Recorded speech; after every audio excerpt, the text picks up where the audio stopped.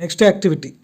To prove that sunlight is necessary for photosynthesis, operators, potted plant, light screen or black paper are iodine solution.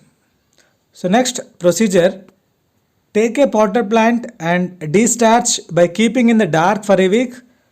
Then cover one of its leaves with a black paper on which a design is cut with alphabets or anything. Then fix the paper on the leaf in such a manner that light does not enter the dark part.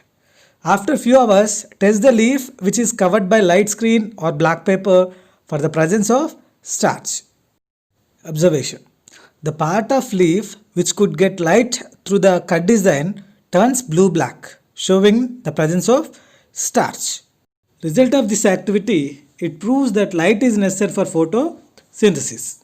Next, where does photosynthesis takes place?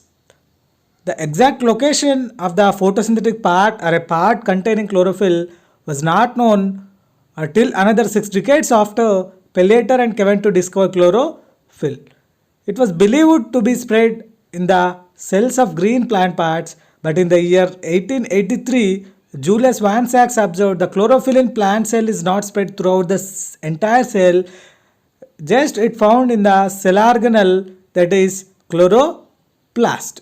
These are present in large numbers in the cells of parts like the stomatal guard cells and ground tissues of plants. The TS of leaf in red color rounded part is stomata cell.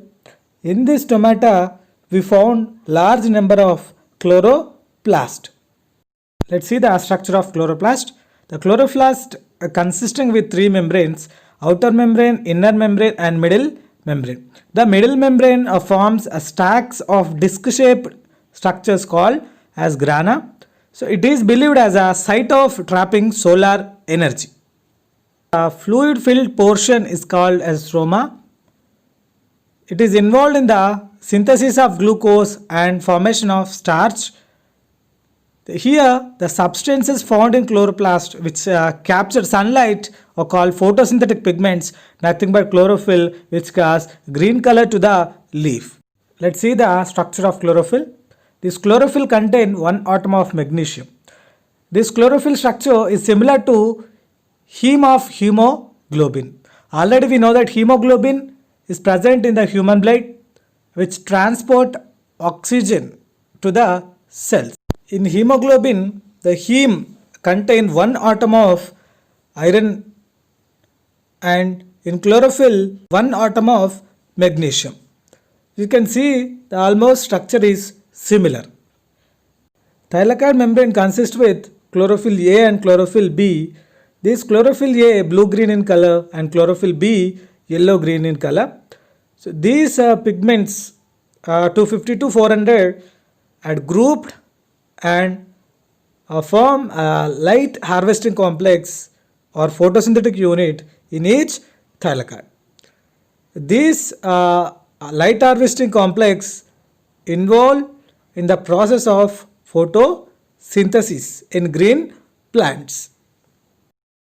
Events in photosynthesis. First one is conversion of light energy into chemical energy. Here the light energy means sunlight. The plants are trapping sunlight and converting into chemical energy. Second one is splitting of water molecules. These water molecules splitted by the help of these light energy and forms hydrogen and hydroxyl ions. Next one is carbon dioxide and hydrogen molecule, they form carbohydrates. Once light energy has been captured by the plants, it can help reactions to continue even in the dark or night. So here two reactions, light reaction and dark reaction. The light reactions occur in grana and dark reactions occur in the stroma of chloroplast. Next one, mechanism of photosynthesis. So in this we have two reactions, light dependent reaction and light independent reaction. So in the light dependent reaction, this reaction occur in the grana of chloroplast. In this reaction, the solar energy means sunlight are trapping by the chloroplast. So in these three steps are there. First one is trapping of sunlight in the form of photons. Second one is splitting of water molecule. Third one is formation of water and oxygen molecules along with ATP and NADPH. Step, the trapping of sunlight in the form of photons. In this step, the chlorophyll which are present in the chloroplast absorbing solar energy in the form of photons. Then second one, the splitting of water molecule. In the first step, the absorbed energy it will use in the second step, that is the splitting of water molecule.